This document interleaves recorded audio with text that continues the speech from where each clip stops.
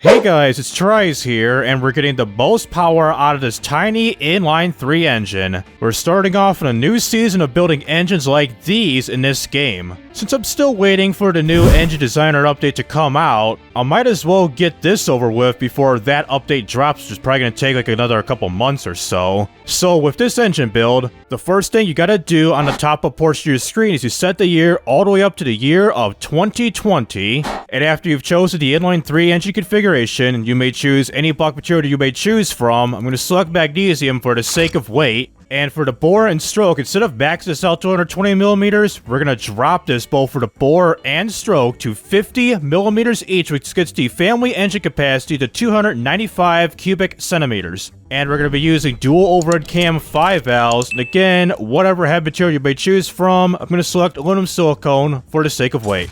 And for this quality slider, as you see right here, for the open beta branch of version 4.2 of automation, is you select this to a +15 for everything. No matter it's for the engine block in general, the top end, bottom end, the turbocharger, the fuel system, for the exhaust, for everything. Just to get the most power as possible in this game with this particular engine. For the balance shaft, you're not required to have a balance shaft whatsoever, including a harmonic damper either, so choose the none option because either these two would decrease performance installing these components. And for the crank cowl rods and pistons, they're going to be the strongest ones as possible. So for the crankshaft, we're going to be choosing billet steel crankshaft with the cowl rod set to a lightweight titanium, and for the first time in quite a while, for the pistons, is you set this to a lightweight forged. And before moving on to the top end, for the varying capacity, is you lower the bore down to 45mm and the stroke right here to a 42.5mm, which gets the final engine size to 203 cubic centimeters. And of course, like always, +15 for the rest of them. For the compression, like the usual for this version of the game, is you set this to a 15.0:1 ratio, with the cam profile set to a very high sports setting of an 80,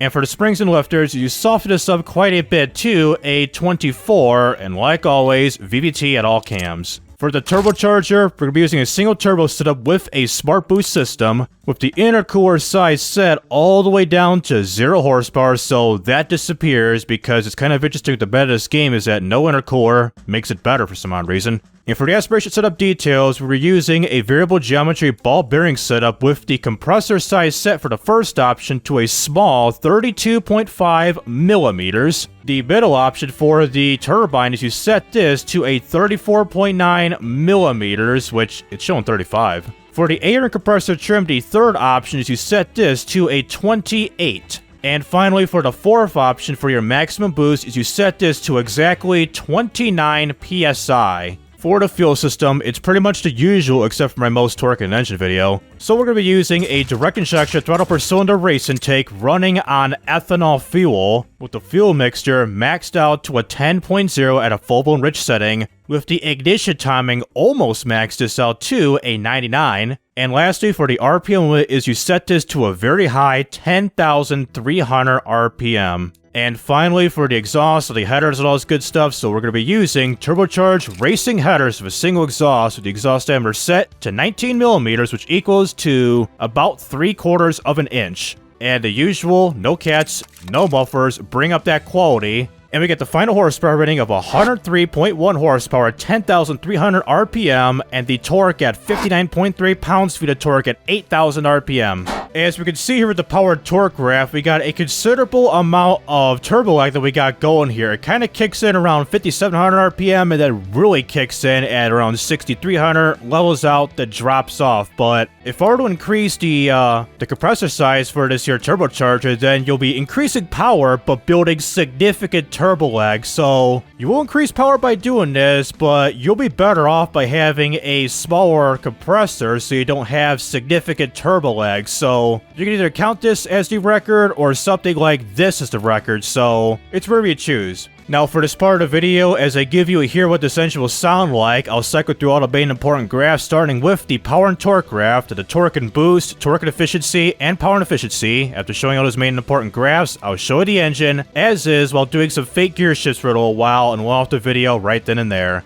So let's get ready to start off this here engine. Let's fire it up right now.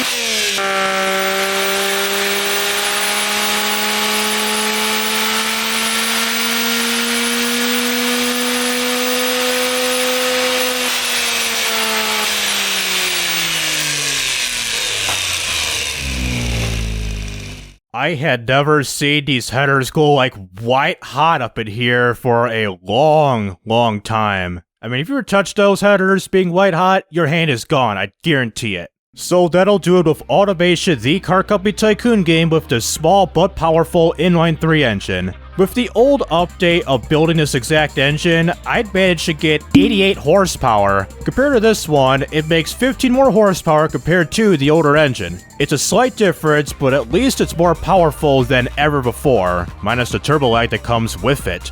And for those who are interested in this type of content, please be sure to like and subscribe so you won't miss out on any videos like this in the future, including my automation to BeamNG Drive videos too. So this is TRIZE, rising up and signing out.